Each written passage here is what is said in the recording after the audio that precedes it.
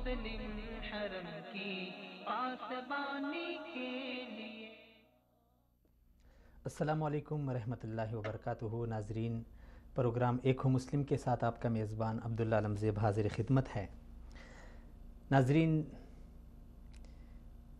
ایک شعر سے بات کا آغاز کرتا ہوں۔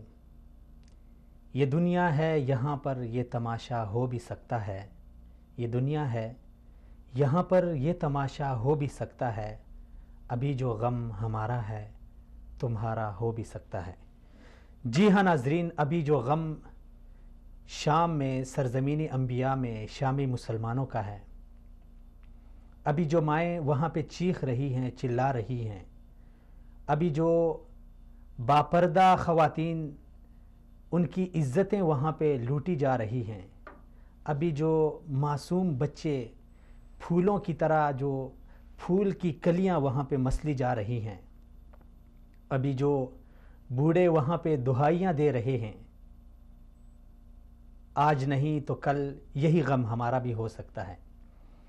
ناظرین، شاید ہمارے گھر محفوظ ہیں، شاید ہم نے کبھی اپنے بچوں کی لاش کو ہاتھ میں اٹھایا نہیں، شاید ہمارے تین بچے ہمارے سامنے تڑپ نہیں رہے، شاید ہمارے گھر ہماری آنکھوں کے سامنے مسمار نہیں ہوئے، شاید ہمارے دیکھتے ہمارے اوپر بم نہیں برسائے گئے، تبھی ہی ہمیں احساس نہیں ہے ان مظلوموں کا، ان معصوموں کا، ان بے گناہوں کا جو آج سرزمین انبیاء میں تڑپ رہے ہیں۔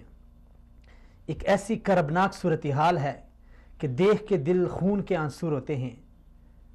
ان کا تو جگرا ہے کہ وہ اس سب کو برداشت کر رہے ہیں، اور یہ یاد رکھ لیں ناظرین کہ مسلمان دنیا میں غالب ہونے کے لیے آیا ہے۔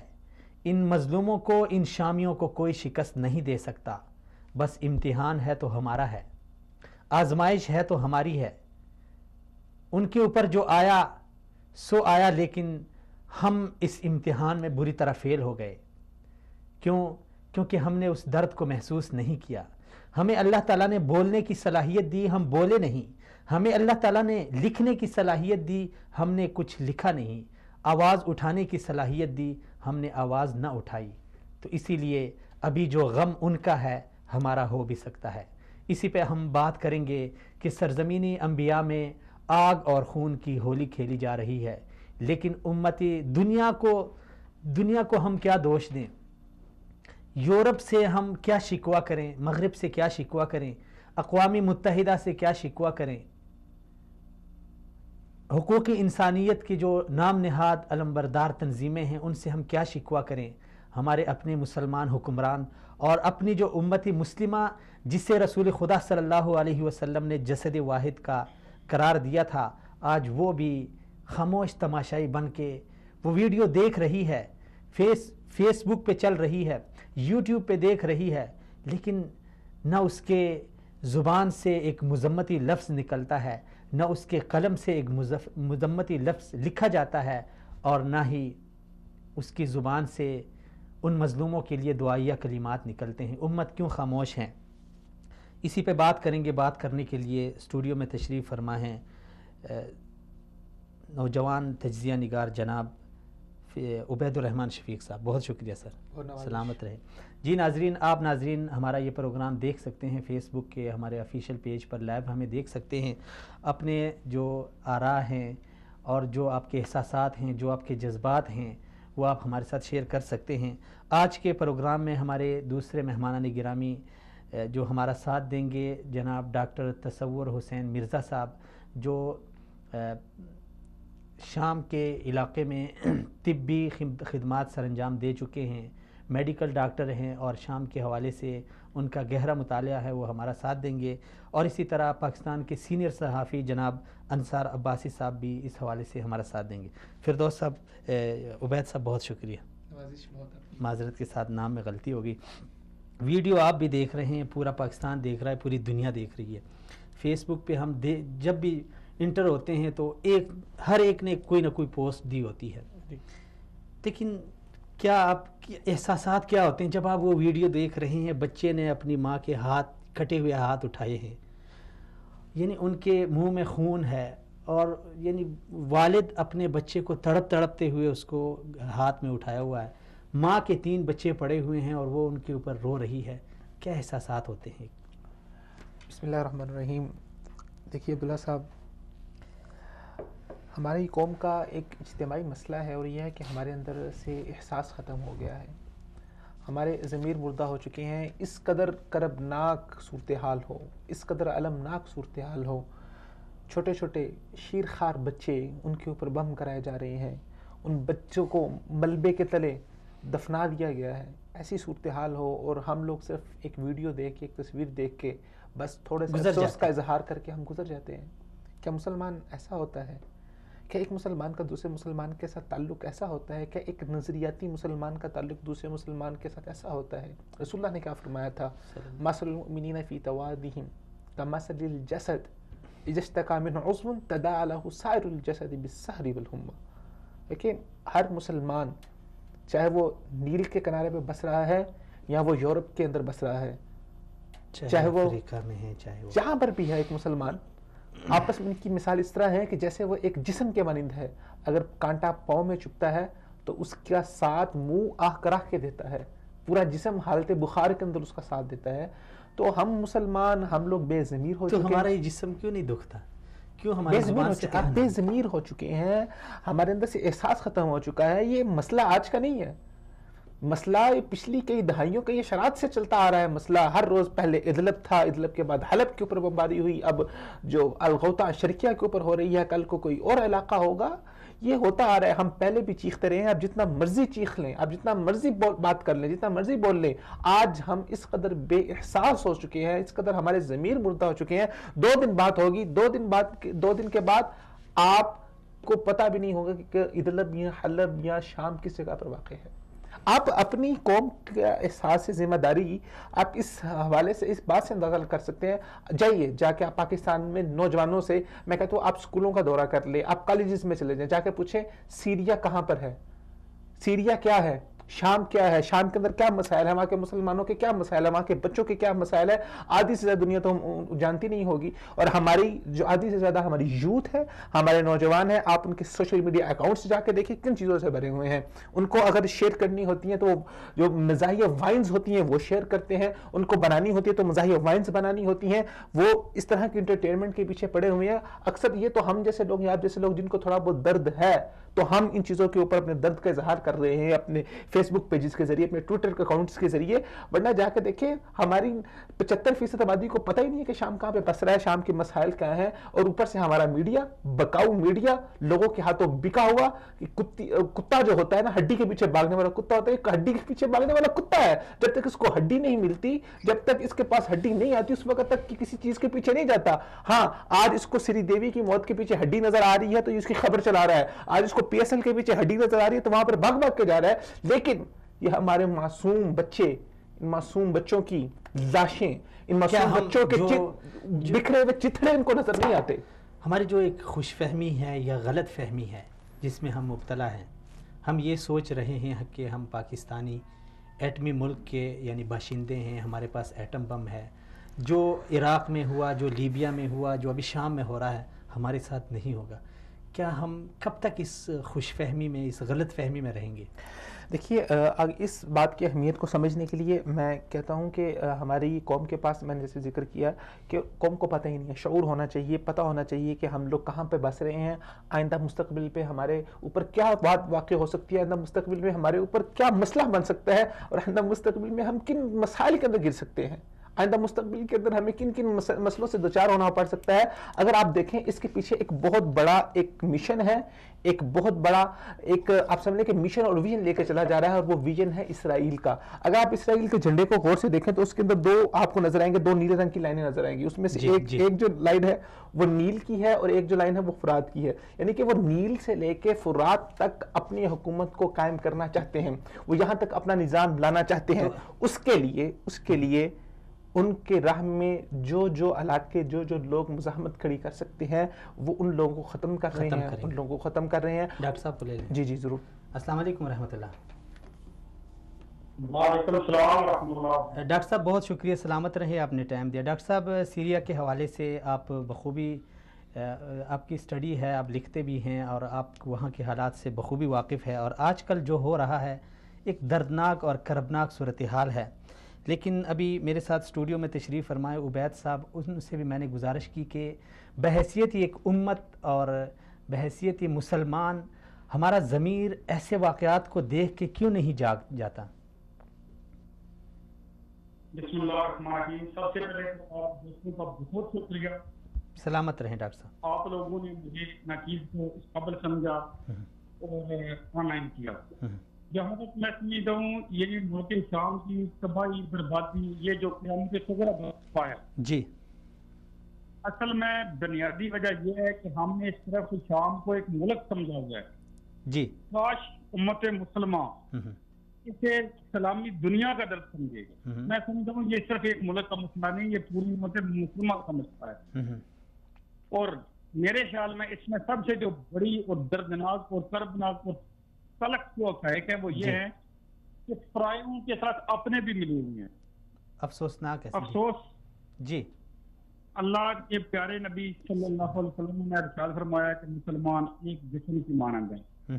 آج مجھے کہنے دیں کہ وہاں پر ہم نے اپنے مفادات کے لیے جی، ایک شیعہ ملک نے اس کو اپنی سپورٹ کے لیے جی، قتل عام میں وہ بالکل انسانی حدود کی حدیں اور اسلام کا سبق بلا دیا. اور میں اس میں یہ بھی سمجھتا ہوں کہ ہمارے وہ سلامی جو سنی ملک بھی ہے وہ بھی کسی سے ڈکے چھپے پیچھے نہیں ہے. جیسے مثال سعودیہ کی بھی ہے، ڈائریکٹ انڈائریکٹ وہ بھی انوالو ہے. تو یہ بڑے دکھ اور کرب کی بات ہے. اور اس سے بڑی دردناک یہ بات ہے کہ ترکی کا ایک خاص مقام تھا، اس نے بھی اردو کے علاوہ جتنے بھی یہ سپورٹڈ ہے حکومت کی وہ سارے مخالفین کی کھل کر سپورٹ بھی کی ہے، اسلحہ بھی دی ہے، انہیں تربیت بھی دی ہے. اور جیسا کہ اللہ اور اللہ کے نبی کا فرمان ہے کہ یہودوں اور نصرا مسلمانوں کے گھر سے نہیں ہو سکتے. رہا مسئلہ فرانس کا، اسرائیل کا، جرمنی کا جی، اور امریکہ کا، میں تو سمجھتا ہوں کہ انہیں تو ایک موقع ملنا چاہیے. دیکھیں نا روس کو ہی لے لیں آپ. یہ کتنی عجیب بات ہے کہ وہ روس بچوں پر جو اپنے آپ کو کہتے ہیں کہ ہمارے یہاں کبوتر کے کوک ہیں، چڑیوں کے کوک ہیں، بلیوں کے کوک ہیں، کتوں کے کوک ہیں. افسوس، حد افسوس، قسم سے دل پاگل ہو جاتا ہے سوچ کے اللہ تعالیٰ کیا چاہتا ہے. اور وہ لوگ انسانیت کی پرچے اڑا رہے ہیں. اور کچھ نام پر آپ غور کریں نا، آپ کے سارا منظر سامنے ہے. وہاں پر معصوم بچوں کو، پیچھے بچوں کو، عورتوں کو، بچیوں کو، حتیٰ کہ وہ ضعیفوں کو، اسپتالوں کو، مساجد کو انہوں نے نہیں بخشا. ڈاکٹر صاحب معذرت کے ساتھ آپ کی بات کاٹ رہا ہوں. ڈاکٹر صاحب آپ کا ایک آرٹیکل جو آپ نے ریسنٹلی لکھا ہے کہ ملک شام میں قیامت صغری، ڈاکٹر صاحب اس میں آپ نے تقریباً 8-9 طاقتوں کا ایسا ذکر کیا ہے جن کے ملک شام یعنی سیریا میں ان کے مفادات ہیں. لیکن بہت بڑا سوال ہے ڈاکٹر صاحب کہ اپنے مفادات کی خاطر ہر ایک طاقت، اور ان میں سے وہ ممالک سارے وہ ہیں جو انسانیت کا ڈھونگ رچانے میں سب سے آگے ہیں. کیا یہ اپنے مفادات ان کو اتنے عزیز ہیں کہ یہ ان تڑپتے یعنی بچوں کو نہیں دیکھ رہے ہیں؟ یہاں پہ یہ جو چیختی مائیں ہیں، چلاتے باپ ہیں، یہ سب ان کو نظر نہیں آ رہا، ان کو صرف اپنے مفادات نظر آ رہے ہیں. اگر ان کو اپنے مفادات نظر آ رہے ہیں تو ان کا وہ دعویٰ کہاں ہے جو یہ شور مچاتے ہیں کہ ہم انسانی حقوق کے علمبردار ہیں اور محافظ ہیں؟ سر بات یہی ہے، یہ عبیلی بندے یزید ہیں. آپ کی بات 100% صحیح ہے اور سب سمجھتے بھی ہیں، جانتے بھی ہیں. اصل میں پرابلم یہی ہے کہ یہ لوگ کولو فیل کے تضاد کے مالک ہیں. آپ کشمیر کا مسئلہ لے لیں، فلسطین کا مسئلہ لے لیں، شام کا مسئلہ دیکھ لیں، جہاں پر بھی ہے قیامت پر مسلمانوں پر. اور یہ سب سے بڑا ہمارے جو اللہ تعالیٰ معاف کرے جو منافق ہیں وہ بھی اپنے ساتھ میں ملا لیتے ہیں. اب وہ جی کچھ لوگ کہہ رہے ہیں جی وہ شام کا ذاتی مسئلہ ہے. یہ کیسے ذاتی مسئلہ ہے؟ جب تک ہم یہ قوم بیسیکلی مسلمان قوم نہ اٹھے نہ کر دے، یقین کریں آج شام ہے کل ہر وقت شام ہوگا. اور ان کی یہی پالیسی ہے. اگر آپ اجازت دیں تو میں آپ کو ایک واقعہ سناؤں. میں نے کالم میں لکھا تھا, اور وہ جو ایک گاؤں ہوتا ہے اس میں ایک چودھری ہوتا ہے, جی جی جی ایک باغ ہوتا ہے. جی وہ باغ میں جاتے ہیں, دیکھتے ہیں کہ وہ جو محلے دار لڑکے ہیں نا وہ آم توڑ رہے ہیں. اب اس نے سوچا, اس کے ساتھ بیٹا بھی تھا, کہ ہم دو ہیں, کمزور ہیں, یہ بچے تو جوان ہیں, جی ان سے مقابلہ کیسے ہو سکتا ہے. اس نے ایک ترتیب لگائی, اس نے کہا ان کو میں جدا کرتا ہوں. اس نے کہا جی یہ بچہ کس کا ہے؟ اس نے کہا جی میں فلاں کا بچہ ہوں, اقبال مفتی کا. اور اس نے کہا تمہارے باپ نے تو مریض پر نہیں ٹھیک بنائے تھے, ادھر آؤ نا. باقی کو بولا آپ کھا لیں آم. وہ آم کھاتے رہے, اور اس نے وہ 2-4 نا خوب پتائی کی, اور ہوتا ہوتا وہ گھر نکل گیا. باقی اس نے نظر بنائی نا ایک اور کو بلایا, تم کون ہو؟ اس نے کہا میں ماجا ہے کسائی اس کا بیٹا ہوں. اس نے کہا ہاں وہ تو گوشت نہیں کرتا, ادھر ہو نا تو باقی تو میرے بیٹے ہیں نا. اسے بھی اسی طرح وہ اس نے اچھی طرح جو دکھ کیا, مارا کوٹا اور بگا دیا. ایک ایک کر کے اس نے سب سے بدلا لیا, اور سب کو وہ مارا کوٹا پیٹا اور وہ بھاگ گئی. یہی امریکہ اسرائیل کی پالیسی ہے. جی وہ ایک ایک کر کے اسلامی ممالک کو بھی جس طرح چودھری نے کیا تھا اسی طرح یہ کرنا چاہتے ہیں, اور ہمیں وہ سمجھ نہیں آ رہی. جی ڈاکٹر صاحب, جو ممالک انسانیت کی بات کر رہے ہیں, ہم تعمیر نو کر رہے ہیں. بھائی جب اب تباہ کر رہے ہیں تو یہ کتنا اقتصاد ہے. جی میں سمجھتا ہوں کہ ایک تو ہمیں جو ہے مان کی کمی ہے. اگر ہمارا مان پختہ ہو تو پھر یہ روس کیا, اسرائیل کیا, امریکہ کیا, یقین کریں شام تو ایک ایسا ملک ہے کہ مقدس جگہ ہے. جی ڈاکٹر صاحب, جو ممالک اسرائیل اور امریکہ کی زد میں آ گئے, جو انہوں نے اسرائیل اور امریکہ نے ان ممالک کو نشانہ بنایا, ان کو ٹکڑے ٹکڑے کر دیا. مثلا ہمارے سامنے عراق ہے, لیبیا ہے, شام کی صورتحال ہے. لیکن جو باقی دنیا ہے, جو باقی مسلم ممالک ہیں, بہت بڑے بڑے ممالک ہیں, پاکستان ہے, سعودی عربیہ ہے, ترکی ہے, ان سے امت کی بڑی امیدیں وابستہ ہیں. اور ہم ان ممالک کے باشندے, ہماری یہ خام خیالی آپ اس کو سمجھیں یا کیا, مجھے سمجھ نہیں آ رہی کہ ہم یہ سمجھ رہے ہیں کہ ہم ابھی محفوظ ہیں. کیا یہ جو آفت ہے یہ ہم تک بھی پہنچ سکتی ہے یا نہیں, یا پھر انہی ممالک پہ رک جائے گی؟ نہیں سر, یہ پہنچے گی. جی, اور میں آپ کو ایک اور صاف بات بتا دوں. جی, آپ مجھ سے زیادہ علم والے ہیں, اہل علم کتنی فرمائے غور کرنا ذرا. اللہ تعالیٰ نے کتنی ان کے تباہ کی. یہ یہود اور مسلمان ہوئے, اس کی کیا وجہ ہے؟ اگر اللہ تعالیٰ کرتا تو باقی قوم کی طرح, جیسے یہود ہے, قوم لوط ہے, قوم سمود ہے, ہر قوم تباہ ہوگی. یہ دو قوم باقی نہیں. اس کی کیا حکمت ہے؟ یہ ایک خاص حکمت ہے. آپ غور کریں ذرا کہ عرب کی سرزمین کتنی مقدس ہے, اور وہ جو عرب لوگ ہیں ہم نے شروع کی طرح مانتے ہیں, سعودیہ ہو, شام ہو, روس ہو, یہ سارے مقدس مقامات ہیں. اور ہمارے جیسے تو بہت سے عقیدت مند ایسے جو کام بھی نہیں کرتے, لیکن اس سب کے باوجود وہ مسلمان کو درد نہیں سمجھتے. کیوں نہیں سمجھتے؟ اور وہ اللہ تعالیٰ نے ان سے کیوں نہیں تباہ کی؟ میرے خیال میں ایک وقت آئے گا قیامت سے پہلے وہ جو دونوں سرا ہی ان عرب کے جو باشندے ہیں, جو صاحب عزت ہیں, جو ان کا ایک مقام اسلام ہے, جی, جتنا وہ انہی کے گھروں سے نکالیں گے. اس کی مثال آپ کے سامنے یہ فلسطین بھی ہے اور یہ شام بھی ہے. جی, اور یہ لمحہ فکریہ ہے رحمان کے لیے, جی, کہ خدا را اپنے مفادات کو ایک طرف رکھیں. وہ کلمہ جو پیارے نبی صلی اللہ علیہ وسلم اس کی لاد کے لیے ایک ٹیبل پر, اور جب تک یہ ٹیبل پر نہیں آئیں گے ہم اسی طرح مچھلیوں کی طرح سے ہوتے رہیں گے. بہترین. ڈاکٹر صاحب آخری سوال پوچھنا چاہتا ہوں معذرت کے ساتھ. ہم مثلا ہم میڈیا میں ہیں تو شام کے حوالے سے, فلسطین کے حوالے سے, بورما کے حوالے سے, کشمیر کے حوالے سے آواز اٹھاتے ہیں. آپ ماشاءاللہ اپنے جو استطاعت ہے آپ لکھتے ہیں, آواز اٹھاتے ہیں, بولتے ہیں. ایک عام پاکستانی اور ایک عام آدمی جو پاکستان میں ہے, ان کا سب سے بڑا سوال یہ ہوتا ہے کہ یار مسئلہ تو شام میں ہو رہا ہے, بمباری وہاں پہ ہو رہی ہے, لوگ وہاں پہ مر رہے ہیں, تو ہم پاکستانی اور پاکستان سے ہم ان کے لیے کیا کر سکتے ہیں؟ اس سوال کا ہمارے پاس کیا جواب ہوگا؟ ماشاءاللہ جی, بہت اچھا سوال ہے جی.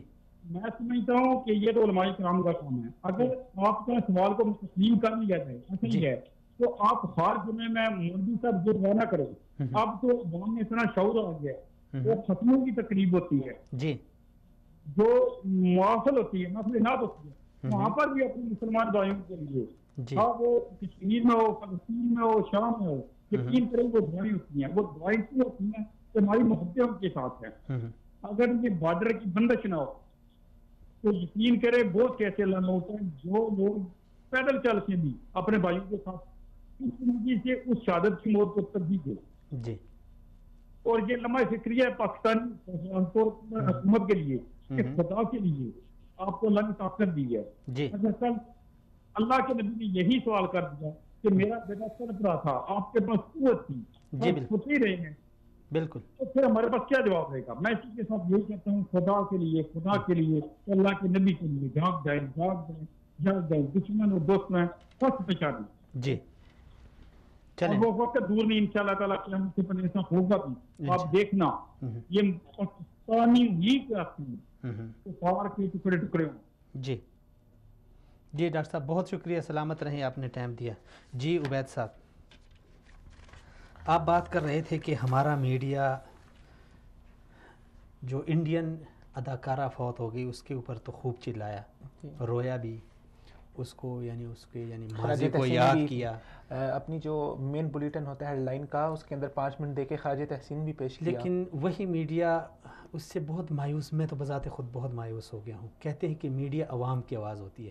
اس وقت پاکستان کی 22 کروڑ عوام کے دل دھڑک رہے ہیں, یعنی وہ سارے وہ شام کے اس صورتحال کو دیکھ رہے ہیں, لیکن میڈیا وہ عوام کی آواز نہیں ہے. میڈیا سر کسی دور میں عوام کی آواز ہوا کرتا تھا, لیکن آج کل خاص کر جو پاکستانی میڈیا کی صورتحال ہے وہ پیسے کی آواز ہے. جس کی لاٹھی اس کی بھینس, جس کے پاس پیسہ ہے میڈیا میں اسی کا چرچا ہے, اسی کا بول بالا ہے. آپ کے پاس پیسہ ہے, آپ کا نام بولا جائے گا, کل کو دوسرے کے پاس آ جائے گا پیسہ, اس کا نام بولا جائے گا. میڈیا چل رہا ہے آج کل پیسے اور پاور سے. جب سے میڈیا کے اوپر سیٹ آ کے بیٹھے ہیں, ان لوگوں نے اس میڈیا کا بھیڑا غرق کر کے رکھ دیا ہے, تباہ و برباد کر کے رکھ دیا ہے. ان لوگوں نے پیسہ اتنے لاکھوں اربوں روپے لگا رہے ہیں. وہ آپ دیکھیں ایک اینکر, نیوز اینکر جو بیٹھا ہوتا ہے اس کی تنخواہ ذرا آپ پتہ کریں. مجھے ایک دوست ملے, انہوں نے بتایا کہ فلان نیوز اینکر جو ملک کے میناز اینکر ہے, کروڑوں روپے میں ان کی تنخواہ ہے ایک نیوز اینکر کی. پھر نیوز روم چل رہے ہیں, اتنی چیزیں چل رہی ہیں, اتنا لاکھوں کروڑ روپے کہاں سے اکٹھا کریں گے؟ آپ جتنی مرضی اشتہارات لے لیں, جتنی مرضی آپ اس کو پرائیویٹ اس کو سوشلائز کر لیں, جتنے مرضی آپ ایڈورٹائزمنٹ لے لیں, اس سب کے باوجود بھی آپ اتنے پیسے نہیں کما سکتے.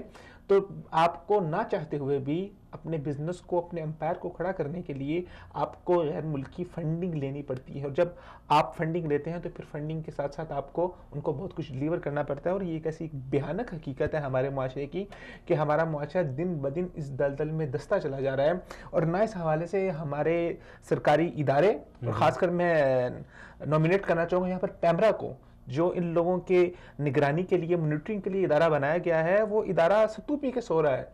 وہ ان لوگوں کے اوپر کیوں نہیں بھاگ دوڑ رکھتا, وہ ان لوگوں کے اوپر کیوں نہیں لگامیں کستا کہ آپ لوگ ملک دشمن عناصر, اسلام دشمن عناصر, نظریہ پاکستان کے دشمن عناصر لوگوں سے آپ فنڈنگ لے کے آپ چلا رہے ہو. میں کیا رہوں, کس کو میں کہتے ہیں کہ جگر کو پیٹوں یا دل کو رہوں, کیا کروں میں؟ یہ ان کے اپنے جو ہمارے سرکاری اداروں کے لوگ ہیں, ان کے اپنے مفادات ہیں, ان لوگوں کے اپنے شیئرز ہیں ان میڈیا چینلز کے اندر, ان کے اپنے کاروبار ہے, اپنے بزنس ہے. اگر یہ ان کو بند کریں گے تو اس سے ان کے بزنس ٹھپ ہوں گے. تو یہ ایک حقیقت ہے ہمارے معاشرے کی, ایک بہت تلخ حقیقت ہے, اور ہر انسان اس سے واقف ہے. میں اس جانب نہیں جانا چاہتا, میں یہ جانب آنا چاہتا ہوں کہ ہماری کم از کم ہماری عوام جب سے سوشل میڈیا آیا ہے اس کے بعد عوام کے اندر اویئرنس کا لیول تھوڑا سا زیادہ ہو گیا. ٹھیک ہے میڈیا آپ کے اوپر کسی چیز کو تھوپ رہا ہے, لیکن سوشل میڈیا میں آپ کے پاس بہت زیادہ مجال ہے آپ کے پاس نالج لینے کی، آپ کے پاس علم لینے کی، تو آپ صحیح حقائق تک پہنچ سکتے ہیں اگر آپ پہنچنا چاہتے ہیں.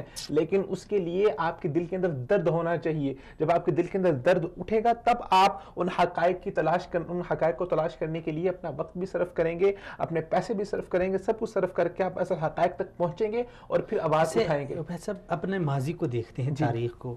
کبھی کبھی بندہ تنہائی میں بیٹھا ہو تو سوچتا ہے کہ یار ایک زمانہ تھا، مثلاً حجاج جسے تاریخ نے یعنی بہت سارے مورخین نے اس کو بڑا ظالم وہ کیا ہے، پیش کیا ہے، لیکن وہی حجاج جب اس کو ایک خاتون آواز دیتی ہے واہ حجاجہ، تو ایک پوری ایک لشکر کشی کرتا ہے. چلے ہم تو میں ہو گیا، آپ ہو گئے، ہمارے دوسرے پاکستانی ہو گئے، ہم کہتے ہیں یار ہمارے پاس کوئی طاقت نہیں ہے، چلیں آواز ہے، میڈیا ہے، سوشل میڈیا پہ. لیکن جو ہمارے مسلم حکمران ہیں ان کے ہاتھ میں تو بہت کچھ ہے نا. ان کے ہاتھ میں پیسے کے نوٹ ہیں، بنڈل ہیں پیسوں کے، جو ان کے ٹھونس ان کے منہ کے اندر ڈالے گئے ہیں، ان کی زبانوں کو بند کرایا گیا ہے. آپ کا سمجھنا ہے کہ میری بات سنیں، غیر ملکی طاقتیں اربوں روپیہ انویسٹ کر رہی ہیں، کیا جو وہ اربوں روپیہ انویسٹ کرنے کے ساتھ ساتھ جو وہ محنت کر رہے ہیں کیا اس کا نتیجہ نہیں ان کو ملے گا؟ دیکھیں سر، یہ اللہ تعالیٰ کا ایک نظام ہے کہ جو انسان محنت کرتا ہے وہ پا جاتا ہے. قلم ہے نا، اس کا کام ہے لکھنا. اگر آپ اس قلم کے ساتھ قرآن لکھیں گے تو قلم لکھے گا. کیا آپ اس قلم کے ساتھ گالیاں لکھنا شروع کریں گے، قرآن کے اللہ تعالیٰ کی گستاخی لکھنا شروع کریں گے، تو کیا قلم رک جائے گا کہ میں نے نہیں لکھنا؟ اصول ہے من جدہ وجدہ، وہ لوگ محنت کر رہے ہیں، ان لوگوں نے آپ کے اوپر اربوں روپیہ انویسٹ کیا ہے. اس میڈیا کے ذریعے آپ کی ذہن سازی کی گئی ہے، آپ کے حص کو ختم کر دیا گیا، آپ کے ضمیر کو مردہ کر دیا گیا. تو اب نتائج سامنے آ رہے ہیں، بھگتے ہیں. تو ان کو اس حقیقت کا، جو ہمارے حکمران ہیں ان کو اس حقیقت کا ادراک نہیں ہے کہ ہم لائن میں کھڑے ہیں. ابھی دیکھیں آپ دیکھیں، اس کی باری، مجھے بتائیں، پھر اس کی باری، پھر میری باری آنے مجھے بتائیں. ہمارے یہ سب سے بڑا قصور تو ہمارا اپنا ہے نا، ہمارے اپنے لوگوں کا ہے کہ ہم لوگوں کے پاس اتنا شعور نہیں ہے کہ یہ لوگ ہمارے ساتھ کیا گیم کر رہے ہیں، یہ لوگ ہمارے ساتھ کیا کھیل کھیل رہے ہیں. پھر ہر بار ہم انہی لوگوں کو سلیکٹ کرتے ہیں، ان لوگوں کو ووٹ دیتے ہیں جن لوگوں نے سارا سال ہمیں لوٹا ہوتا ہے، پورا جو 5 سال کا دورانیہ ہوتا ہے اسے ہمیں لوٹا ہوتا ہے، بری طرح ہمارے اوپر ظلم کیا ہوتا ہے، اور پھر ہم دوبارہ انہی لوگوں کو ووٹ دے کے سلیکٹ کر لیتے ہیں. آپ دیکھیں کون سا ایک ایسا ہمارا حکمران ہے جو ملک کے ساتھ، جو قوم و ملت کے ساتھ مخلص ہو. ہمارے سب حکمران، ان کی جائیدادیں سب باہر، ان کے بچے سب باہر، ان کے بزنس سب باہر. 5 سال کی، میں اپنے پہلے پاکستان کی تو بات کر لیں، عالم اسلام تو بہت دور کی بات ہے، ہم اپنی بات کریں نا. 5 سال کی سیٹنگ کی ہوتی ہے جی، یہ 5 سال آپ کے، یہ 5 سال آپ ملک کو لوٹے کھائیں، اگلے 5 سال ہمارے ہوں گے، اگلے 5 سال آپ کے ہوں گے. یہ سیٹنگیں کر کے بیٹھے ہوئے ہیں. یہ اس کے باری پوری ہوتی ہے تو یہ باہر چلا جاتا ہے، جب اس کی باری ختم ہونے لگتی تو وہ باہر سے آ جاتا ہے، اس کو باہر بھیج دیتے ہیں. یہ اس طرح ہمارا نظام چل رہا ہے، اس طرح ہماری گورنمنٹ چل رہی ہے، اس طرح ہماری حکومت چل رہی ہے. یہ ہمارے لوگوں کے شعور کا لیول ہے. تو آپ ایسی قوم سے امید کرتے ہیں کہ یہ لوگ حلب کے لیے اٹھیں گے، یہ لوگ شام کے لیے اٹھیں گے، یہ لوگ امت مسلمہ کے لیے اپنی جان دیں گے، یہ لوگ آپ صلی اللہ علیہ وسلم کی حدیث کا مصداق بنیں گے جن کے بارے میں رسول اللہ نے فرمایا کہ وہ ایک جسد کی طرح، ایک جسم کی طرح، ایک جسد کامل کی طرح یہ لوگ مسلمان بن کے پوری دنیا میں رہیں گے. تو ان لوگوں سے امید کرنا بیکار ہے. آپ صورتحال ہر جگہ پر یہی ہے، پاکستان ہو، انڈیا ہو، بنگلہ دیش ہو، جہاں پر مسلمان بستے ہیں. اس سے آگے چلے جائیں جہاں پر مسلمانوں کی گورنمنٹ ہے. بنگلہ دیش کو دیکھ لیں، بنگلہ دیش ایک مسلم ملک ہے، اور اس کی صورتحال دیکھ لیں کہ وہ انڈیا کے نیچے سے کہتے ہیں. لیکن ہم شکوہ کیا کریں اس خون کی اس ہولی میں، تو وہ لوگ شامل ہیں جو اپنے آپ کو مسلمان کہتے ہیں. یہ بھی تو ایک افسوسناک ہے. آپ جائزہ لے کے دیکھ لیں نا. مسئلہ یہ ہے کہ ان لوگوں کی سیاست، ان لوگوں کی جو ان کے جو اسٹریٹجی ہے وہ اس قدر سٹرونگ ہے کہ ہم سب لوگ اس کے ہاتھے میں ہوئے ہیں. ہمیں سوچ و بچار کر کے اس سے باہر نکلنا ہوگا. ہم سب کو ایک پلیٹ فارم کے اوپر، ایک ٹیبل کے اوپر بیٹھنا ہوگا، پھر اس مسائل کا حل ہوں گے. آپ پاکستان کی بات کریں، میں سیاسی جماعتیں، کیا ہماری مذہبی جماعتیں کیا ایک پلیٹ فارم کے اوپر، کیا کبھی کسی ایک نقطے کے اوپر اکٹھی ہو سکتی ہیں؟ یار ہمارا قرآن ایک ہے، کیا چلے قرآن کے اوپر ہماری مذہبی جماعتیں، ہماری سیاسی جماعتیں جو مذہب کا نام لے کے جو میدان میں اترتی ہیں، کیا ہم لوگ کبھی آج تک ایک پلیٹ فارم کے اوپر اکٹھے ہو سکے ہیں؟ پلیٹ فارم تو دور، ہم لوگ ایک پلیٹ میں اکٹھے کھانا نہیں کھا سکتے. ہم امت کے مسائل کو کہاں پر لے کے جائیں گے؟ جب تک آپس میں اتحاد نہیں ہوگا، جب تک نظم نہیں ہوگا، ہم آپس میں اپنے مسائل نہیں حل کر سکتے. تو چے جائے وہ حل بہت دور ہے سر، آپ چھوڑ دیں لوگوں سے، یہ لوگ کچھ نہیں کر سکتے. نہیں، نا امید نہیں ہے نا امید اقبال اپنی کشتی ویراں سے. ذرا نم ہو یہ مٹی تو بڑی زرخیز ہے ساقی. امید ہے کہ دنیا میں کوئی ایسی ماں ہوگی جو پھر سے کسی صلاح الدین ایوبی یا محمد بن قاسم کو جنم لے. لیکن اس وقت جو صورتحال ہے امت مسلمہ کی خصوصاً اور سرزمین انبیاء کے باشندوں اہلیان شام کی جو صورتحال ہے خصوصاً، اس کے لیے ناظرین ہم سب کو صلاح الدین بننا ہوگا. ہم بار بار یہی کہتے ہیں زوال پذیر قوموں کی ایک سب سے بڑی علامت یہ ہوتی ہے کہ وہ اپنی ناکامی کا سہرا دوسروں کے سر ڈالتی ہے. میں یہی کہتا ہوں کہ یار میں کیا کر سکتا ہوں، یہ کام ہے حکمرانوں کا. حکمران کہتا ہے کہ ہم کیا کر سکتے ہیں، یہ کام ہے ان ممالک کا اپنے یعنی ان کے اپنا ذاتی معاملہ ہے. یعنی یہ ہماری ناکامی کی سب سے بڑی وجہ یہ ہے. اور اس صورتحال میں ہم نے کسی کو نہیں دیکھنا. جتنا ہو سکتا ہے اس درد میں ہم ان کے ساتھ شریک ہوں. یار کچھ نہیں کر سکتے، ہم ایک تسلی دیتے یعنی کچھ الفاظ تو کہہ سکتے ہیں، کچھ آواز تو اٹھا سکتے ہیں. ہم بجلی کی لوڈ شیڈنگ کے لیے، پانی کے لیے، ہم سڑکوں کے لیے، ہم الیکشن میں دھاندلی کے لیے مہینوں سڑکوں پہ بیٹھ جاتے ہیں. ہم دن رات وہاں پہ دھرنے دیتے ہیں. کیا اتنا یعنی لہو بہہ رہا ہے وہاں پہ، خون اور آگ کی ہولی کھیلی جا رہی ہے؟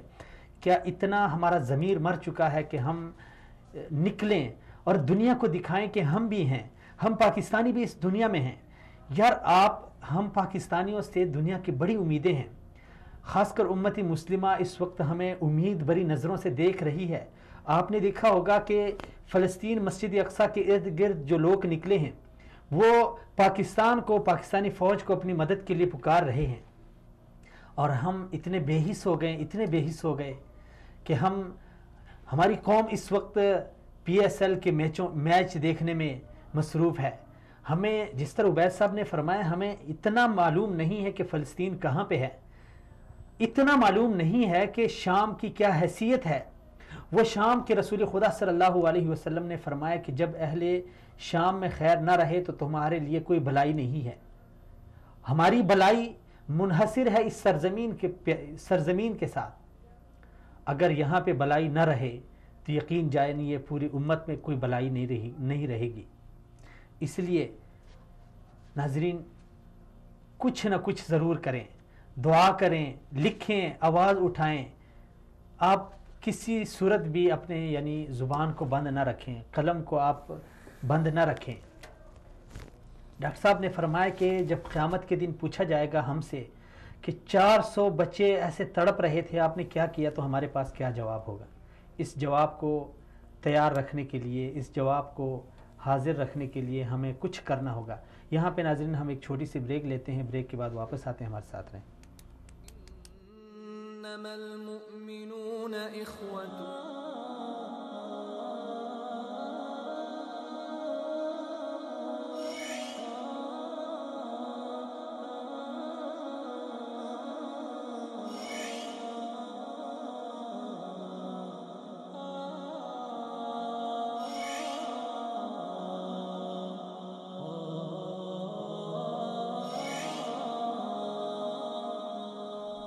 ایک ہو مسلم حرم کی پاسبانی کے لیے. دین کی خدمت ہمارا عزم، ہمارا فرض. سچ سامنے لانا ہمارا مقصد، ہمارا جذبہ.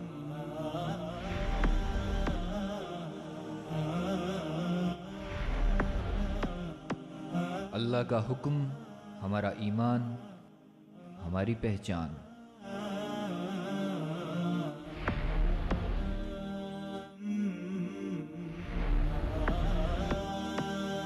نبی کی سنت ہماری رہنمائی، ہماری سچائی.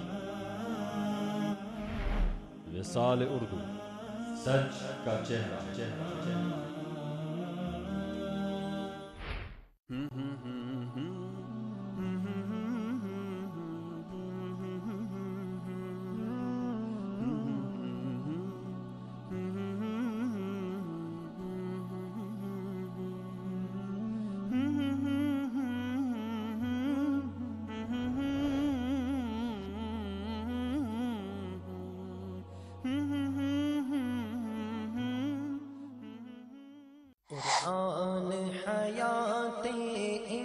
انسان ہے قرآن ہمارا، کفر کی تاریکی سے اسلام کی روشنی تک کا سفر، انسان ہے قرآن ہم، کتابی ہدایت کے ذریعے راہ راست پر آنے والوں کی داستان، رتبہ اس سنیے ان کی اپنی زبان سے۔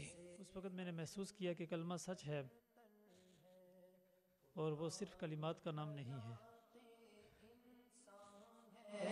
قرآن ہمارا رہبر ہے۔ سورۃ البقرہ کو مسلسل پڑھنے کے بعد پھر میں نے یہ بات محسوس کی کہ قرآن پاک کچھ اور حقائق پر بھی مشتمل ہے، سبحان اللہ۔ اور پھر میں نے قرآن پاک کے معانی کو گہرائی کے ساتھ سمجھنا شروع کیا۔ کیا شان یہ رب نے، بہت جلد آ رہا ہے۔ قرآن میری ہدایت کا ذریعہ، قرآن ہے۔ صرف وصال اردو پر۔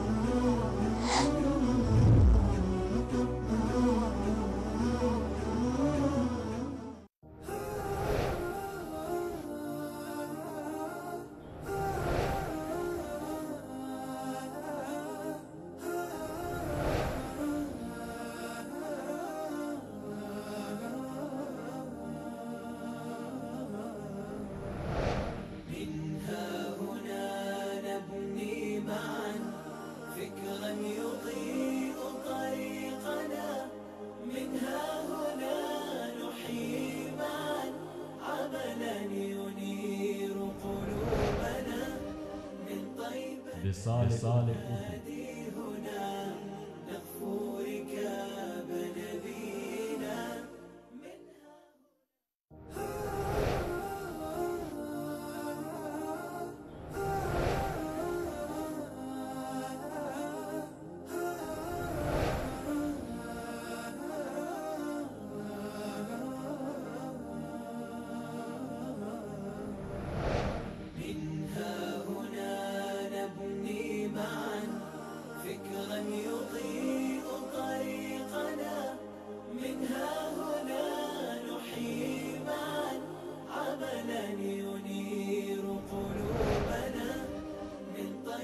وصال اردو،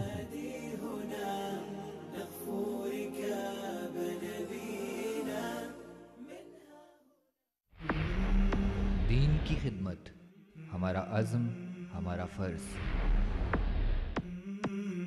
سچ سامنے لانا ہمارا مقصد، ہمارا جذبہ۔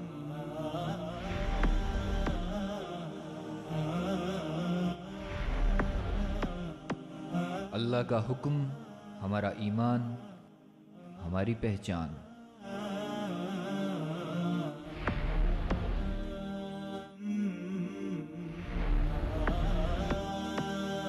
نبی کی سنت ہماری رہنمائی، ہماری سچائی۔ وصال اردو، سچ کا چہرہ۔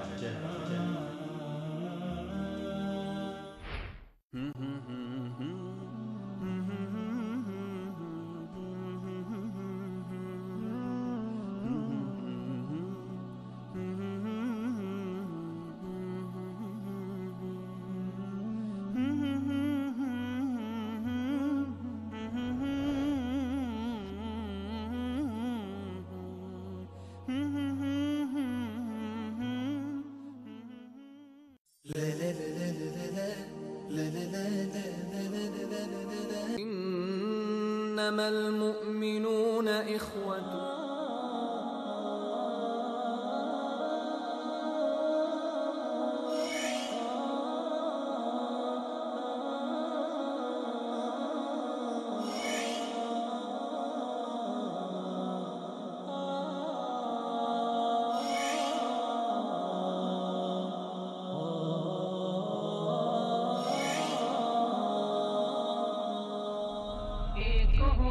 مسلم حرم کی پاسبانی کے لیے.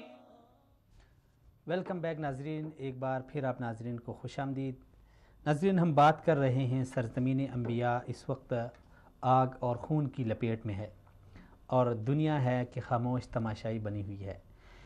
حیرت ایک طرف تو افسوس ہو رہا ہے اپنے یعنی امت مسلمہ پر، اور ایک طرف اس سے بھی بڑھ کر افسوس در افسوس ہو رہا ہے وہ ممالک جو انسانی حقوق کے نام نہاد علمبردار بنے ہوئے ہیں، جو کہیں اگر یورپ میں کہیں ایک دھماکہ ہو جائے تو وہ مہینوں سوگ مناتے ہیں. وہ ممالک جو اگر امریکہ میں کوئی اس طرح دلخراش واقعہ رونما ہو جائے تو وہ کیا کچھ کرتے ہیں اس کے لیے، اور وہ ممالک جو صدیوں اس ایک واقعے کی یعنی تحقیقات میں لگے رہتے ہیں، جو انسانیت کے لیے انہوں نے تنظیمیں بنائی ہیں، لیکن سمجھ سے بالاتر ہے کہ ان کو کیا یہ انسان نظر نہیں آ رہے. یار، ظلم کی ایک حد ہوتی ہے. اسلام نے جو جنگیں کی ہیں اور جنگوں کے جو اصول بتائے ہیں ان میں سر فہرست مسلمانوں کو یہ حکم ہے کہ جب وہ جنگ کریں تو جنگ میں خواتین کو نہ ماریں، درختوں کو نہ کاٹیں. یعنی ایسا دین جو ہمیں جنگ کی صورت میں یعنی دشمن کے ساتھ لڑتے ہوئے درخت کاٹنے سے منع کرتا ہے، جو ہمیں بوڑھوں کو مارنے سے منع کرتا ہے، جو ہمیں بچوں کو مارنے سے منع کرتا ہے، خواتین کو مارنے سے منع کرتا ہے. کم از کم ان ظالموں نے وہ حقوق دیے ہوتے ان معصوموں کو. یعنی وہ جو جنگی حقوق ہیں وہ بھی نہیں دیے گئے. معصوم بچے ان کو تڑپا تڑپا کے مار دیا گیا. یعنی کیسی ایک عجیب ایک تصویر کشی ہے. ناظرین، یہ کوئی میں افسانہ نہیں سنا رہا، یہ وہ حقائق ہیں جو آپ بھی دیکھ رہے ہیں، جو میں بھی دیکھ رہا ہوں. بچہ اپنی ماں کا کٹا ہوا ہاتھ لے کے ایسے آ رہا ہے. ایک ماں ہے وہ 3 بچوں کی لاشیں رکھ کے اس کے اوپر چیخ رہی ہے، چلا رہی ہے. ایک بچہ ہے وہ ملبے تلے دبا ہوا ہے، جب اس کو کھینچتے ہیں تو اس کا جسم کٹ جاتا ہے. یعنی ایسے مناظر ہیں. وہاں پہ سمجھ سے بالاتر ہے کہ ہماری انسانیت کہاں جاتی ہے، ہماری مسلمانیت کہاں جاتی ہے، ہماری جو اخلاقیات ہے وہ کہاں جاتی ہے. اتنا تو ایک جانور بھی اگر بے دردی سے مر رہا ہو تو انسان اس کے اوپر ترس کھاتا ہے، لیکن ان ظالموں کو ذرا برابر ترس نہیں آیا. کیا یہ بچے دہشت گرد تھے؟ کیا یہ 2 سال اور 3 سال، کیا یہ گود کے بچے، کیا یہ دودھ پیتے بچے انہوں نے اسلحے اٹھائے تھے؟ افسوسناک صورتحال ہے. اور پھر ہم ہیں کہ ان کے اس ظلم پر بے حس بنے ہوئے ہیں. ہم ہیں کہ ہم نے جو امت کا درس تھا امتی ہونے کا کہ ایک جسم کے مانند ہوتے ہیں، ہمارے جسم سن ہو چکے ہیں. جس طرح کسی مریض کا آپریشن کرتے ہوئے اس کو انجیکشن لگائے جاتے ہیں تاکہ اس کا جسم سن ہو جائے، ہماری وہ کیفیت ہو گئی ہے.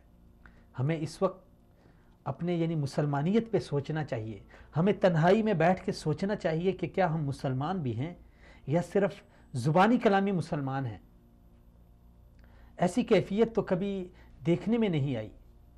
ہماری ایک تاریخ گزری ہے، اگر اس تاریخ کا ہم مشاہدہ کریں، اس کو ہم پڑھیں تو ہمیں پتہ چلتا ہے کہ ہمارے بڑوں نے، ہمارے بزرگوں نے، ہمارے جو قومی ہیروز تھے انہوں نے کیا کچھ نہیں کیا اور ہم کیا کر رہے ہیں.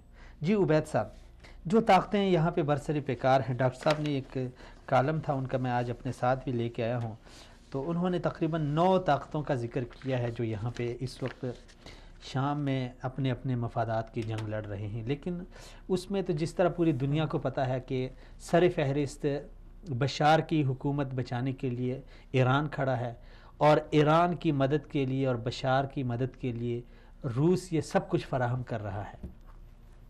اور یہ جو ظلم ہو رہا ہے، جو یہ الغوطہ مشرقی غوطہ میں جو کل پرسوں یعنی یہ مہینے سے جو ہم دیکھ رہے ہیں، یہ روسی جو طیارے ہیں وہی یہاں پہ بشار اور ایران کی حفاظت کے لیے سب کچھ کر رہے ہیں.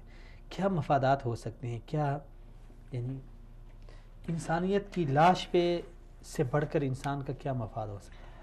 دیکھیں یہ جو بظاہر ممالک ہمیں نظر آ رہی ہیں وہاں پر جو باقاعدہ طور پہ لڑ رہی ہیں ان میں ایران ہے, حزب اللہ ہے, پھر اس کے بعد روس فزیکلی طور پہ وہاں پہ لڑ رہا ہے, یہ سب کل پرزے ہیں. بیہائنڈ دا سین اصل جو طاقت ہے, اصل جو قوت ہے وہ اسرائیل کی ہے. جیسے میں پہلے ذکر کر رہا تھا کہ اسرائیل کے جھنڈے کے اوپر اگر آپ غور کریں جی جو 2 نیلے نشان ہیں وہ ایک بہت اہم چیز کی طرف اشارہ کر رہے ہیں. پہلا نیلا جو ہے وہ ہے دریا نیل اور دوسرا ہے دریا فرات. انہوں نے اپنی حکومت جو گریٹر اسرائیل کا ان کا منصوبہ ہے, اب تو دنیا میں کسی سے ڈھکا چھپا نہیں رہا, جی بالکل اس نظام کو قائم کرنے کے لیے ان کے لیے سب سے زیادہ ضروری یہ چیز ہے کہ ان کے رستے میں جو بھی طاقتیں ہیں, جو بھی محاذ آئیں, ان کو ٹکڑوں میں تقسیم کیا جائے. اس طرح چھوٹے چھوٹے ٹکڑوں میں تقسیم کر دیا جائے کہ وہ خود یہ چاہیں کہ ہم اسرائیل کے ساتھ مل جائیں. آپ دیکھیں کہ حلب کے اندر جو قیامت برپا ہو رہی ہے, آپ حلب ادلب ہو گیا, غوطہ شرقیہ ہو گیا, پورا شام ہو گیا, شام سے آپ ایک قدم آگے بڑھ جائیں, آپ اردن چلے جائیں, آپ جارڈن چلے جائیں. مجھے آج ڈاکٹر صاحب بتا رہے تھے کہ سب سے اچھا تعلیمی سسٹم جارڈن کا ہے اور سب سے زیادہ بے روزگاری جارڈن میں ہی ہے. اب وہ لوگ یہ چاہیں گے, کہیں گے کہ یار ٹھیک ہے اسرائیل اگر قیامت ہے, جہنم ہے, تو ٹھیک ہے ہمیں کم از کم اس جہنم سے تو نکالے نا, ہم کم از کم ایسی جہنم میں چلے جہاں پہ ہم سکھ کا سانس تو لے سکیں. تو وہ ان لوگوں کو اتنا مجبور کر رہے ہیں, وہ ان لوگوں کی مجبوری کا اس قدر فائدہ اٹھا رہے ہیں کہ وہ لوگ از خود یہ چاہیں کہ یار ہم کوشش کریں کہ ہم کاش کہ ہم اسرائیل کا حصہ ہوتے. آپ جا کے فلسطینیوں کو دیکھیں, فلسطینی نوجوانوں کو دیکھیں, آپ اردن کے نوجوانوں کو دیکھیں, ان کی سب سے بڑی خواہش یہ ہے کہ کاش ہمیں اسرائیل کے اندر نوکری مل جائے, اسرائیل کے اندر جاب مل جائے. یہ ایک پورا منظرنامہ ہے جو وہ تشکیل دے رہے ہیں, اور آہستہ آہستہ جس طرح یہ ٹکڑوں میں تقسیم ہوتا جائے گا ان کے قدم آگے بڑھتے جائیں گے. اور ہم جیسے آپ نے شروع میں شعر سے کے ذریعے سے بھی بتایا کہ کل کو یہ غم ہمارا بھی ہو سکتا ہے. جس طرح یہ ٹوٹنا شروع ہو جائے گا آہستہ آہستہ یہ لہر, یہ ہوا ہماری طرف ہی آ رہی ہے. اور اگر ہم بات کریں ایران کی, ایران تو ویسے ہی کل پرس ہے اسرائیل کا, اس کے اوپر تو کوئی دو رائے ہے ہی نہیں اور بات کرنے کی ضرورت بھی نہیں ہے. ہم آتے ہیں روس کے اوپر. رشیا کا کیا مفاد ہے؟ رشیا دیکھیں اس وقت جو پورا یہ جو آپ سمجھ لیں کہ ایشیا کا خطہ ہے یا مڈل ایسٹ کا خطہ ہے, اس کی صورتحال بہت بدل رہی ہے. دنیا میں ہر سورج کو زوال آتا ہے, ہر عروج کو زوال دیکھنا پڑتا ہے. یورپ نے ایک وقت تک دنیا میں حکمرانی کی, امریکہ نے ایک وقت تک دنیا میں حکمرانی کی. اب جو آنے والا وقت ہے وہ ایشیا کا وقت ہے. ایشیا اس پورے خطے کے لیے ایک بہت بڑی گیم چینجنگ کے طور پہ سامنے آ رہا ہے. اب رشیا چاہ رہا ہے کہ وہ جو اس کا ماضی کا کھویا ہوا مقام تھا, وہ چاہ رہا ہے کہ اس کے اندر میں اپنا انفلوئنس زیادہ سے زیادہ کر سکوں. امریکہ چاہ رہا ہے کہ وہ اپنا انفلوئنس زیادہ کر سکے, اور ایران بھی ذرا اب ان لوگوں کو دیکھ کے وہ بھی جو ہے نا وہ پر مارنے کی کوشش کر رہا ہے. یہ رشیا امریکہ بڑی بڑی طاقتیں, یہ ایران کیا, لیکن وہ بھی پر مار رہا ہے. انڈیا کو دیکھ لیں, انڈیا افغانستان اور ایران کے ذریعے اس خطے کے اندر اپنا وہ جو ہے وہ اثر رسوخ بڑھانا چاہ رہا ہے. چائنا کو دیکھ لیں, چائنا بھی اس خطے کے اندر اثر رسوخ بڑھانا چاہ رہا ہے. تو پوری دنیا کی نظریں اس وقت اس خطے کے اوپر ہیں, اور یہاں پر پروکسی وار کھیلی جا رہی ہے. سب سے بڑی جو جیو پولیٹیکل گیم کھیل رہا ہے, جیو پولیٹیکل انوائرمنٹ کریٹ کرنا چاہ رہا ہے, وہ اسرائیل کرنا چاہ رہا ہے. وہ ان سب چیزوں کو دیکھتا ہوا وہ بہت آپ کہہ لیں شاطر قسم کا ملک ہے, جو ان سب حالات سے فائدہ اٹھاتے ہوئے اپنے مقاصد کے اندر لگا ہوا ہے. تو یہ سارے مقاصد ہیں, پیچھے کا فرما ہے, اور ان سب کو ہم کو ایسے ستو پی کے سونا نہیں بالکل کم از کم اگر ان کا درد محسوس نہیں کرتے تو اپنا خیال کرنا چاہیے. اور پاکستان تو اسلامک بلاک کا لیڈر ہے, اس کو 2 قدم آگے بڑھنا چاہیے. یہ اس پورے خطے کے اوپر نظر رکھتے ہوئے اس پورے خطے کو لیڈ کرنا چاہیے. اور جتنا انفلوئنس باہر سے بن رہا ہے, امریکہ وہ چھٹے محلے سے آ کے یہاں پہ اپنا انفلوئنس بنا رہا ہے. رشیا کا کوئی بارڈر نہیں لگتا, رشیا کہاں سے آ کے اپنا انفلوئنس بنا رہا ہے. اور ہم لوگوں کو اپنے ذاتی مفادات سے فراغت نہیں ملتی کہ ہم ان معاملات کے بارے میں سوچیں. تو یہ اس وقت صورتحال بہت نازک ہے. اس صورتحال کے اوپر ہمیں بہت سنجیدگی سے غور کرنا ہوگا. بصورت دیگر جو ہم سی پیک کے خواب دیکھ رہے ہیں, یہ خواب ہمارے سارے چکنا چور ہو جائیں گے. یہ خواب کی صورت پورے نہیں ہو سکتے اگر ہم نے ان ساری چیزوں کو مد نظر نہ رکھا. جہاں پر ہمیں اپنی اندرونی جو سازشیں چل رہی ہیں, ہمیں ان اندرونی رشتوں کو سیکیور کرنا ہے.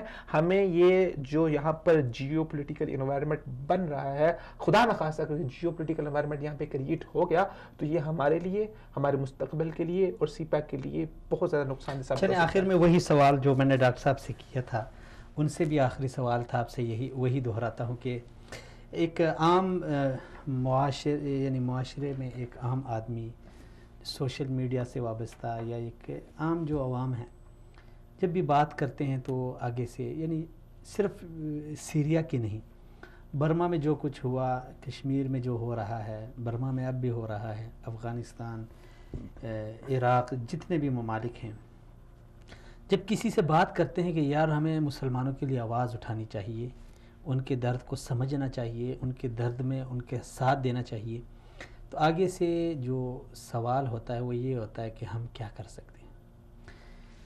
یہ بھی ایک سازش ہے کہ ہمیں یعنی جغرافیائی سرحدیں ڈال کے ہمیں تقسیم کر دیا گیا، لیکن سرحد پار ہم کسی کا درد سمجھیں، کسی کے دکھ درد میں اس کا ساتھ دیں، تو کیا کریں گے؟ مثلا ایک پاکستانی اس وقت غوطہ کے لیے کیا کر سکتے ہیں؟ دیکھیں ایک انسان جو ہے وہ بہت اہم ہے اس معاملے کے اندر اپنا رول ادا کرنے کے لیے کہ ذرے ذرے سے ریگستان بنتا ہے اور بوند بوند سے دریا بنتا ہے، کنکر سے پہاڑ بنتا ہے، تو ہمیں ان کے لیے آواز اٹھانی ہوگی۔ اس وقت ہمارے پاس سب سے بڑا جو فارمیٹ ہے وہ سوشل میڈیا کا فارمیٹ ہے۔ آج کل ٹرینڈنگ کا دور ہے، ہیش ٹیگ چلتے ہیں، ہمارا ہیش ٹیگ اس کے حوالے سے اس قدر مضبوط ہونا چاہیے کہ دنیا ہل کے رہ جائے، دنیا کو پتہ چل جائے کہ یار مسلمان جو پوری دنیا میں کسی بھی کونے میں آباد ہیں، لوگوں نے اس چیز کو سمجھا ہے، ان کو پتہ ہو۔ وہ ہر دوسرے تیسرے مہینے اس طرح بیماری کرتے ہیں، وہ دیکھتے ہیں مسلمان سو رہے ہیں، وہ پھر چوتھے مہینے کر دیتے ہیں، ان کو جرت ہو جاتی ہے۔ آپ دیکھیں محلے کے اندر وہ بچہ جس کا کوئی والی وارث نہیں ہوتا، ہر آتا جاتا اس کو جاتے، کوئی ادھر سے مار کے جا رہا ہے، کوئی ادھر سے مار کے جا رہا ہے، جس کے پیچھے کوئی کھڑا ہوتا ہے، اس کا باپ، اس کا بھائی، اس کی حفاظت کرنے والا کوئی نگہبان ہوتا ہے، ہر بندہ اس کی طرف دیکھنے سے پہلے 100 دفعہ سوچتا ہے کہ یار اگر میں نے اس کو کچھ کہا تو اس کے پیچھے کوئی کھڑا ہوا ہے۔ تو ہم لوگوں نے ان کو لاوارث کر دیا ہے، ہم لوگوں نے ان کو یتیم کر دیا ہے۔ ہم لوگ اگر ایک طاقت ہے تو ہمارا فرض بنتا ہے، اللہ تعالیٰ نے اگر ہمیں طاقت بنایا ہے، اللہ تعالیٰ نے اگر ہمیں طاقت دی ہے تو کل کو اللہ تعالیٰ ہم سے یہ طاقت چھین بھی سکتا ہے، یعنی دی ہے تو چھین بھی سکتا ہے۔ ہمیں اس کا شکر ادا کرنا ہے۔ اگر آپ کو کوئی چیز دی جاتی ہے تو آپ کو اس کا حق ادا کرنا ہوتا ہے، یہ آپ کی ذمہ داری ہے۔ چلیں ایک تو ہو گیا نا، ایک تو اپنی مجبوری کا اظہار کرے کہ ہم کیا کر سکتے ہیں، اور ایک جو بڑے دھڑلے کے ساتھ کہہ دیں کہ یار ہم کیا کریں، وہ ان کا آپسی معاملہ ہے۔ یہ دیکھیں، یہ انٹرنیشنل ایجنڈا، یہ انٹرنیشنل سوچ، یہ سینیریو جو کریٹ کیا گیا ہے، یہ وہ لوگ، ان لوگوں کے پاس شعور کی کمی ہے، ان لوگوں کے پاس شعور کی کمی ہے، ان لوگوں کے پاس نظریات کی کمی ہے، انہیں پتہ نہیں ہے کہ ایک مسلمان چاہے دنیا میں کسی بھی کونے میں بسے وہ مسلمان ہی ہے۔ یہ جو جغرافیائی حدیں ہیں یہ ایک مسلمان کو دوسرے مسلمان سے جدا نہیں کر سکتی۔ تو ان لوگوں کو تربیت کی ضرورت ہے، ان لوگوں کو سمجھانے کی ضرورت ہے۔ اس قدر زوردار پروپیگنڈا کے اندر یہ لوگ آئے ہوئے ہیں، تو میں سمجھتا ہوں کہ لوگوں کو اگر پیار سے سمجھایا جائے تو یہ لوگ بھی سمجھ سکتے ہیں۔ آخر میں کوئی پیغام میں یہی دینا چاہوں گا، ہر مسلمان کو یہی پیغام میں دینا چاہوں گا کہ آپ جس قدر آواز اٹھا سکتے ہیں اٹھائیں۔ آپ اگر سوشل میڈیا ایکٹیوسٹ ہیں آپ لکھیں، آپ سوشل میڈیا ایکٹیوسٹ ہیں تو وہاں پر آواز اٹھائیں۔ آپ اگر کالم نگار ہیں تو اخبار میں لکھیں، اگر آپ ایک نیوز اینکر ہیں تو آپ اپنی خبروں کے ذریعے اس بات کو اٹھائیں، اگر آپ ایک پروگرام کے اینکر ہیں تو اس موضوع کے اوپر پروگرام کریں، اور اگر آپ کچھ نہیں کر سکتے تو کم از کم اللہ تعالیٰ سے دعا ضرور کر دیں کہ اللہ تعالیٰ ان مسلمانوں کے اوپر، ان کی حالت کے اوپر ہے فرمائے، ان کا حامی و ناصر ہو۔ چلیں جی، بہت شکریہ، سلامت رہیں جی۔ ناظرین، بہت کچھ کر سکتے ہیں، لیکن اگر کرنا چاہیں تو یہ کوئی سوال نہیں ہے۔ آج کے زمانے میں ایک بات ہمیں بہت سمجھنے کی بہت ضرورت ہے، وہ یہ ہے کہ ہمارا جو دین ہے، ہمارا جو مذہب ہے، یہ ایک اتنا شاندار مذہب ہے، ایک اتنا زبردست دین ہے کہ یہ جغرافیائی سرحد کو تسلیم نہیں کرتا۔ لا الہ الا اللہ محمد رسول اللہ اگر ایک بندہ افریقہ میں پڑھ لے، اور ایک یورپ میں، ایک ایشیا میں، اور دوسرا کسی اور جو ہے نا وہ بر اعظم میں، وہ سب ایک ہیں۔ کاش ہم اس نقطے کو سمجھیں کہ لا الہ الا اللہ محمد رسول اللہ یہ کوئی جغرافیائی سرحد تسلیم نہیں کرتی۔ یہ تو ایک سازش کے تحت ہمیں تقسیم کر دیا گیا، پاکستان، افغانستان، بنگلہ دیش، فلاں، یہ وہ، اور آج بھی اسی یعنی پروپیگنڈے کے اوپر عمل جاری ہے۔ دیکھیں آپ کتنے ہمارے ممالک تھے، یہ شام، یہ جو اہل شام، سرزمین شام، یہ ملک اگر آپ اس کی تاریخ پڑھیں تو یہ دمشق، لبنان، فلسطین، یہ سارے اس میں آتے تھے۔ لیکن آپ دیکھیں کتنے سارے جزیروں میں، یہ جو عرب کا جزیرہ ہے، کتنے یعنی چھوٹے چھوٹے ٹکڑوں میں تقسیم کر دیا۔ آج اگر وہ ایک کے اوپر، ایک قطر کے اوپر 2 بم پھینک دے تو وہ سب ختم ہو جائے گا۔ ہمیں ایک تقسیم کیا گیا ایک سازش کے تحت، اور صرف یہ نہیں کہ یہاں تک کیا تو ابھی بس. آپ ابھی دیکھیں پاکستان میں یعنی کیسی عجیب عجیب آوازیں اٹھ رہی ہے. یعنی بعض لوگ ہوتے ہیں وہ قومیت کے نام پہ الگ ہونے کے یعنی بس اوقات وہ کرتے ہیں. بعض لوگ دوسرا کوئی ایجنڈا لے کے پاکستان سے کوئی آزاد بلوچستان کے نعرے لگا رہا ہے، کوئی دوسرے تیسرے نعرے لگا رہے ہیں. یہ مزید ہمیں تقسیم کرنے کی سازشیں ہیں. لیکن ضرورت اس بات کی ہے کہ ہم اس نقطے کو سمجھیں کہ لا الہ الا اللہ محمد رسول اللہ، اس کی کوئی جغرافیائی سرحد نہیں ہوتی. یہ چاہے ایشیا میں ہو یا افریقہ میں، جو بھی پڑھے وہ ایک ہیں. اور تب ہی علامہ محمد اقبال رحمۃ اللہ علیہ نے فرمایا تھا کہ ایک ہوں مسلم حرم کی پاسبانی کے لیے. یہ حرم کی پاسبانی، اس کا مطلب یہ ہے کہ انسان ایک مسلمان کی عزت نفس یہ حرم سے بھی زیادہ ہے. یعنی ایک مسلمان کی عزت کہیں لوٹی جا رہی ہے، ایک مسلمان کو کہیں مارا جا رہا ہے، اس کی عزت حرم بیت اللہ ڈھانے سے زیادہ اس کی عزت ہے. لیکن آج ہم یعنی بالکل عجیب سی کیفیت ہے کہ مسلمان کی عزت بھی لوٹی جا رہی ہے، اس کو مارا بھی جا رہا ہے، اس کو ذبح بھی کیا جا رہا ہے، لیکن ہم ٹس سے مس نہیں ہوتے. یہی پیغام ہے ناظرین خدا را، اس درد کو سمجھیے، اس دکھ کو سمجھیے. اس دکھ اور درد بری صورتحال میں اہلیان شام کا ساتھ دیجیے. کوئی بھی آپ کے پاس پلیٹ فارم ہے، آپ اس سے اپنی آواز اٹھائیے اور دنیا کو یہ بتائیے کہ ہم مسلمان ابھی زندہ ہیں، ابھی ہم مرے نہیں ہیں. یعنی ابھی ہمارے جذبات زندہ ہیں. ہم کچھ کر نہیں سکتے لیکن کم از کم بول تو سکتے ہیں. ہم کچھ کر نہیں سکتے، کم از کم ان کے لیے دعا تو کر سکتے ہیں. لیکن اس قدر بے حسی، خدا را اس طرح بے حسی اچھی نہیں ہوتی کہ ہم ویڈیو دیکھیں اور ہماری نظر سے گزر جائے اور ہم اس کو نظر انداز کر کے اوپر چلتے بنیں. یہ بے حسی اچھی نہیں ہوتی. اور میں آخر میں پھر وہی عرض کروں گا کہ یہ دنیا ہے، یہاں پر یہ تماشا ہو بھی سکتا ہے. ابھی جو غم ہمارا ہے تمہارا ہو بھی سکتا ہے. لائن میں کھڑے ہیں ناظرین، یہ بات یاد رکھ لیجئے کہ آج اگر ہم بیدار نہ ہوئے، چاہے ہم پاکستانی یا ہم پورے امتی مسلمہ، بالخصوص میں اپنے پاکستانی بھائیوں کو کہوں گا کہ آج اگر ہم بیدار نہ ہوئے تو ہم لائن میں کھڑے ہیں. اور وہ دن دور نہیں ہے کہ جو صورتحال غوطہ مشرقی غوطہ کی تھی، آپ نے دیکھا ہوگا کیسے بم وہاں پہ برس رہے ہیں، بارش کی طرح وہاں پہ بم برسائے جا رہے ہیں، کیسے وہاں پہ عمارتیں مسمار ہو رہی ہیں، کیسے وہاں پہ بچے جو ہے نا وہ تڑپ رہے ہیں. جو صورتحال مشرقی غوطہ، حلب اور ادلب اور حما اور پورے شام اور عراق اور لبنان اور یہ لیبیا کی تھی، وہی صورتحال ہماری بھی ہوگی. اس لیے ہمیں ہوشیار رہنے کی ضرورت ہے. اجازت دیجیے، اگلے پروگرام میں پھر سے ملاقات ہوگی. تب تک کے لیے اللہ حافظ.